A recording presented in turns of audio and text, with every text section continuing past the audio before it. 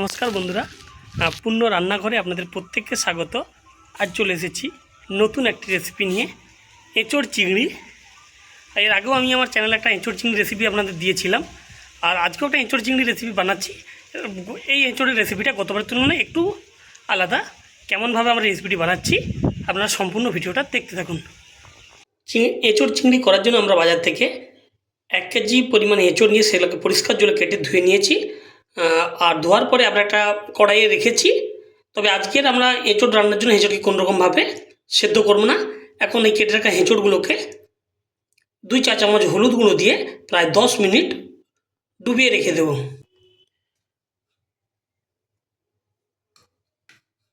দুই চা চামচ হলুদ গুঁড়ো যোগ করে দিয়েছি। এখন আমরা এটাকে ভালোভাবে গুলিয়ে নেব। আর এইভাবে আমরা হলুদ জলের মতো কেটে রাখা এঁচোড়ের টুকরোগুলোকে 10 মিনিট মতো ডুবিয়ে রেখে দেব। কেটে রাখা এঁচোড়গুলোকে আমরা যে 10 মিনিট ধরে হলুদ জলে ডুবিয়ে রেখেছিলাম সেগুলোকে ছাঁকতে ছেঁকে পাশের একটা পাত্রে নিয়ে যাব।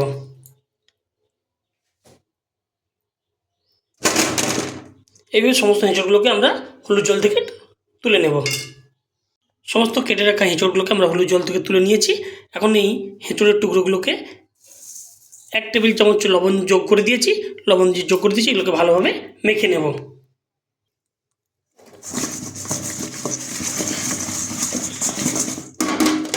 ভালোভাবে আমরা 1 টেবিল চামচ লবণ দিয়ে হলুদ জলে ডুবিয়ে রাখা এঁচোড়ের টুকরোগুলোকে মেখে নিয়েছি। এইভাবে এটাকে 15 মিনিট রেখে দেবো। তারপর আমরা ভাজা করার জন্য নিয়ে যাব। আমরা এঁচোড় চিংড়ি করার জন্য নিয়েছি প্রায় 300 গ্রাম আলু। এই আলুগুলোকে আমরা 1 চা চামচ পরিমাণ লবণ, 1/2 চা চামচ পরিমাণ হলুদ গুঁড়ো দিয়ে ভালোভাবে মেখে নেব।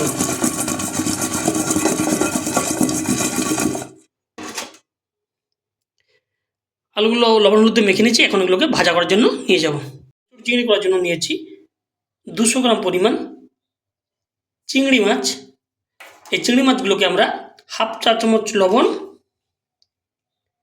আর 1/2 চা চামচ হলুদ গুঁড়ো দিয়ে ভালোভাবে মেখে নেব।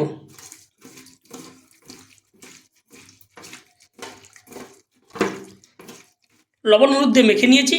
এখন এই চিংড়ি মাছগুলোকে আমরা 15 মিনিট এইভাবে রেখে দেব। এঁচোড় চিংড়ি মাছগুলোকে ভাজা করার জন্য আমরা ওভেনের উপর একটা কড়াই বসিয়ে দিয়েছি। ওভেনের উপর একটা তাওয়া বসিয়ে দিয়েছি। তাওয়াটা গরম হয়ে গেছে। এখন এই গরম তাওয়ার উপরে যোগ করে দেবো 2 টেবিল চামচ সরষের তেল। তার উপর আমরা 2 টেবিল চামচ সরষের তেল যোগ করেছি। তেলটা গরম হয়ে গেছে। এখন এই গরম তেলটাকে আমরা খুন্তি দিয়ে ভালোভাবে তাওয়ার উপরে বুলিয়ে নেব। এখন আমরা এই গরম তেলের উপরে লবণ হলুদ দিয়ে মেখে রাখা 200 গ্রাম চিংড়ি মাছ উপরে যোগ করে দেব। সমস্ত চিংড়ি মাছগুলো যোগ করে দিচ্ছি। এখন আমরা খুন্তি ভালোভাবে নাড়িয়ে নেব। এভাবে আমরা চিংড়ি মাছগুলোকে 5 মিনিট ধরে ভালোভাবে ভাজা করে নেব।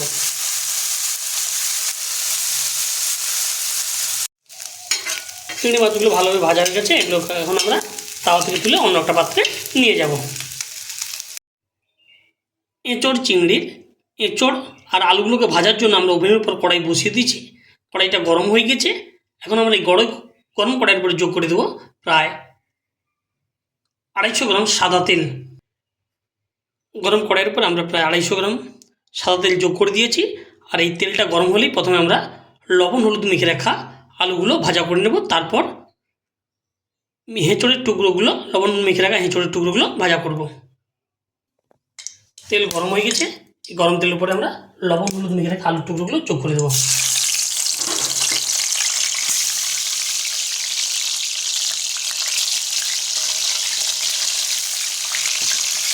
লবণ হলুদ মেখে রাখা সমস্ত আলুর টুকরো 300 গ্রাম আলুর টুকরোগুলো আমরা গরম তেল উপর যোগ করে দিয়েছি।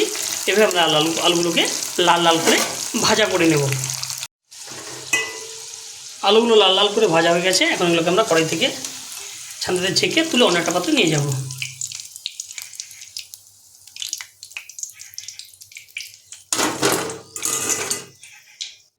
এখন আমরা এই তেলের উপরে 10 মিনিট ধরে হলুদ জলে ডুবিয়ে রাখার পর যে আমরা 20 মিনিট ধরে যে 1 টেবিল চামচ লবণ দিয়ে হলুদের টুকরোগুলোকে মেখে রেখেছিলাম সেগুলোকে এই তেলের উপরে ভাজা করে নেব।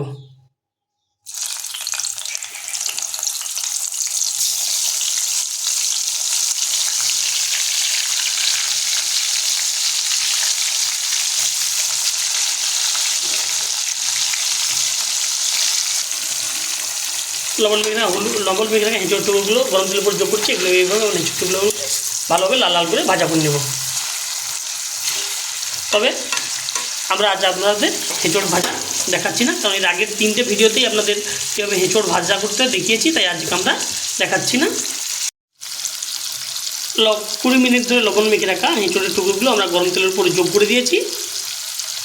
আর যেহেতু আজকে মানে এঁচোড়গুলোকে কোনোভাবে গরম জলের উপর সেদ্ধ করা হয়নি, তাই এঁচোড়গুলোকে একটু বেশি সময় ধরে ভাজা করে নিতে হবে। আর এঁচোড়গুলো লাল লাল করে ভাজা হয়ে গেলেই আমরা এঁচোড়গুলো কড়াই থেকে তুলে নেব। এঁচোড়গুলো সুন্দরভাবে লাল লাল করে ভাজা হয়ে গেছে। এখন আমরা ছাঁকতে ছেঁকে পাশে রাখা পাত্রে নিয়ে যাব।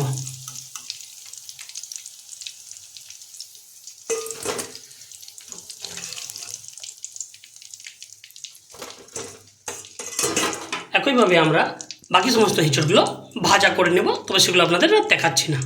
সমস্ত এঁচোড় আর আলুগুলো আমরা ভেজে নিয়েছি। এখন আমরা এঁচোড় চিংড়ির জন্য মশলা বানিয়ে নেব। আমরা যেই তেলে এঁচোড় ভেজেছিলাম ওই তেলে ওই কড়াইয়ে আমরা এঁচোড় চিংড়ির মশলাটা বানিয়ে নেব। আর কড়াই যে এঁচোড় ভাজার পর যে অবশিষ্ট তেলটা পড়েছে এর সঙ্গে আমরা যোগ করে দেবো আরও 3 টেবিল চামচ মতো সরিষার তেল। আমরা এই কড়াইয়ের উপর যোগ করেছি আরও অতিরিক্ত পরিমাণ 3 টেবিল চামচ সরষের তেল। এখন আমরা এই তেলটা গরম হয়ে গিয়েছে, গরম তেলের উপরে যোগ করে দেবো প্রায় 1 চা চামচ পরিমাণ চিনি। চিনিটা প্রায় অনেকটাই গলে চলে এসেছে। এখন এটাকে আমরা খুন্তি ভালোভাবে নাড়িয়ে নেব। খুন্তি কিছুক্ষণ নাড়িয়ে নিলাম। এখন আমরা ফোড়নে যোগ করব তেজপাতা, শুকনো লঙ্কা, আর যোগ করবো ফোড়ন 1 চা চামচ পরিমাণ গোটা জিরে। এর সঙ্গে আমরা যোগ করে দেবো সামান্য কিছু পরিমাণ গোটা গরম মশলা। ফোড়নের জিনিসগুলো আমরা যোগ করে দিচ্ছি। এখন কিছুক্ষণ নাড়িয়ে নেব।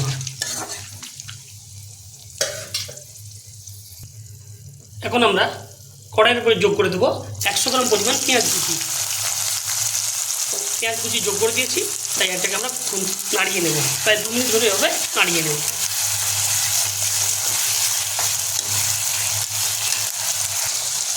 এখন আমরা পেঁয়াজগুলোকে গলানো জলের উপর যোগ করে দেবো প্রায় 1/2 টেবিল চামচ লবণ যোগ করে দিয়েছি। এখন আমরা এটাকে আরও মিনিট থেকে এভাবে লো ফ্লেমে ভাজা করে নেব।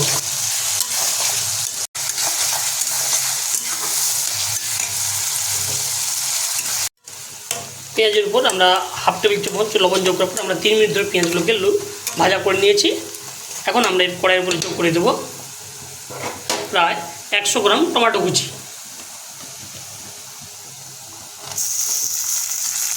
টমেটো কুচি যোগ করেছি, তাই আমরা কিছুক্ষণ এটাকে নাড়িয়ে নেব।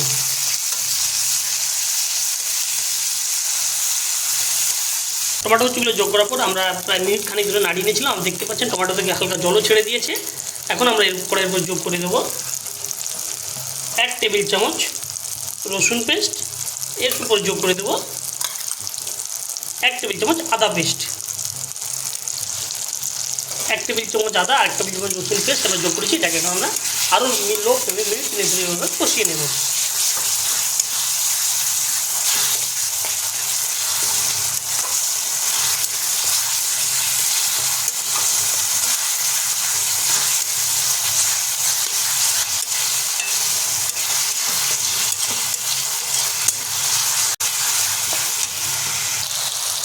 আমরা কড়াইয়ের উপরে আদা রসুন পেস্ট যোগ করার পর প্রায় 3 মিনিট ধরে লো ফ্লেমে কষিয়ে নিয়েছিলাম মশলাগুলোকে। এখন আমরা এর উপরে যোগ করব 1/2 টেবিল চামচ করে কাজু পেস্ট আর 1/2 টেবিল চামচ চালমগজ পেস্ট যোগ করলাম। 1/2 টেবিল চামচ কাজু পেস্ট,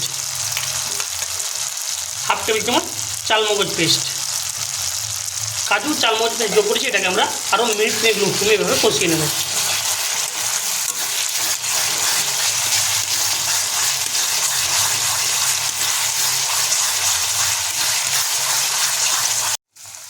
কাজু চালমগজ যোগ করার পর আমরা 3 মিনিট ধরে লো ফ্লেমে কষিয়ে নিয়েছিলাম। এখন আমরা এরপর যোগ করব সামান্য পরিমাণ জল। এখন আমরা কড়াইয়ের উপর যোগ করে দিলাম খুব সামান্য পরিমাণ জল যোগ করে দিয়েছি, তাই আমরা এটাকে কিছুক্ষণ নাড়িয়ে নেব।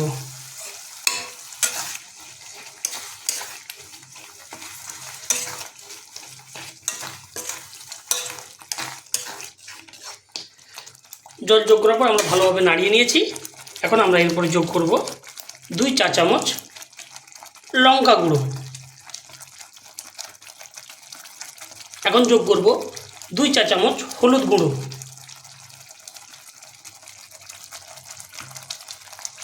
1 চা চামচ জিরে গুঁড়ো। এখন এরপর যোগ করে দিয়েছি 1 চা চামচ ধনে গুঁড়ো। সমস্ত গুঁড়ো মশলাগুলো আমরা কড়াইয়ের উপরে যোগ করেছি। এখন এটাকে আমরা মিনিট 3 ধরে লো ফ্লেমে এভাবে কষিয়ে নেব।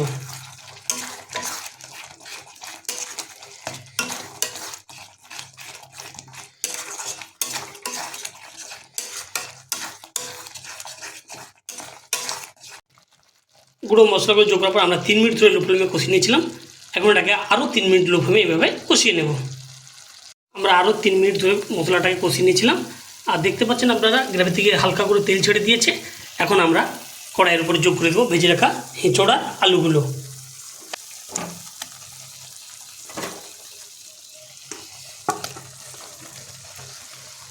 সমস্ত ভেজে রাখা এঁচোড় আর আলুগুলো যোগ করে দিচ্ছি। এখন এটাকে আমরা 5 মিনিট ধরে লো ফ্লেমে কষিয়ে নেব।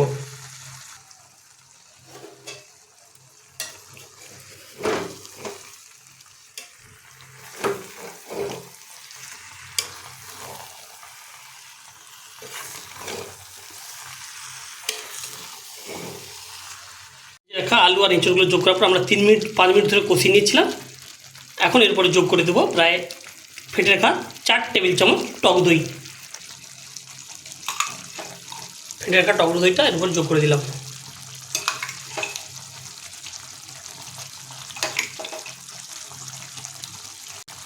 টক দইটা যোগ করেছি, এটাকে আমরা আরও 3 মিনিট লো ফ্লেমে এইভাবে কষিয়ে নেব।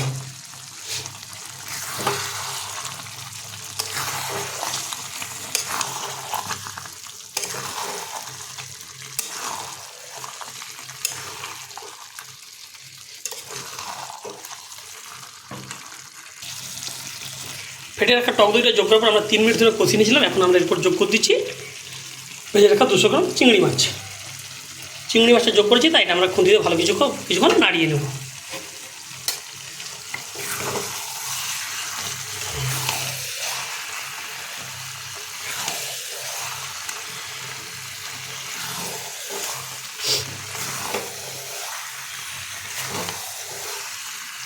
তবে আপনারা নাড়ানোর সময় যেহেতু আলু আর এঁচোড় ভাজা হয়েছে, তবে সাবধানে নাড়তে হবে, নাহলে আলুগুলো ভেঙে যেতে পারে।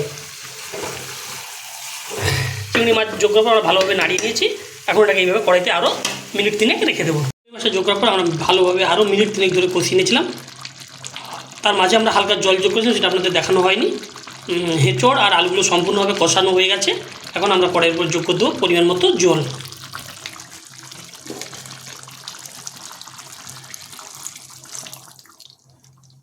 পরিমাণ মতো জল যোগ করে দিয়েছি। এটাকে আমরা এইভাবে মিনিট 3 কড়াইতে ফুটিয়ে নেব। জলটা যোগ করার পর আমরা 3 মিনিট ধরে জলটাকে ফুটিয়ে নিয়েছি। এখন আমরা এরপর যোগ করে দেবো সামান্য পরিমাণ কাঁচা লঙ্কা কুচি। চাইলে আপনারা ধনে পাতা কুচিও যোগ করতে পারেন। আর যা ঠান্ডা হলেই আমরা কড়াই থেকে তুলে অন্য একটা পাত্রে নিয়ে যাব। রান্নাতে আমরা একটু জলের পরিমাণ বেশি নিয়েছি, কারণ আমরা 5-6 জন খাবো, তাই একটু জলের পরিমাণ বেশি, তাই ঝোলটা একটু বেশি লেগেছে আপনারা চাইলে কষাও করতে পারেন। আর এর আগে আমার চ্যানেলে একটা আপলোড করেছি যে এঁচোড় চিংড়ি কষা, সেটা। আর আজকে একটু ঝোলের মতো বানালাম। আর এই রেসিপিটা কেমন লাগলো অবশ্যই কমেন্ট করে জানাবেন। আবার দেখা হবে পরের কোনো একটা রেসিপি নিয়ে। ততক্ষণে আপনাদের খেয়াল রাখুন, সুস্থ থাকুন, ভালো থাকুন। ধন্যবাদ বন্ধুরা।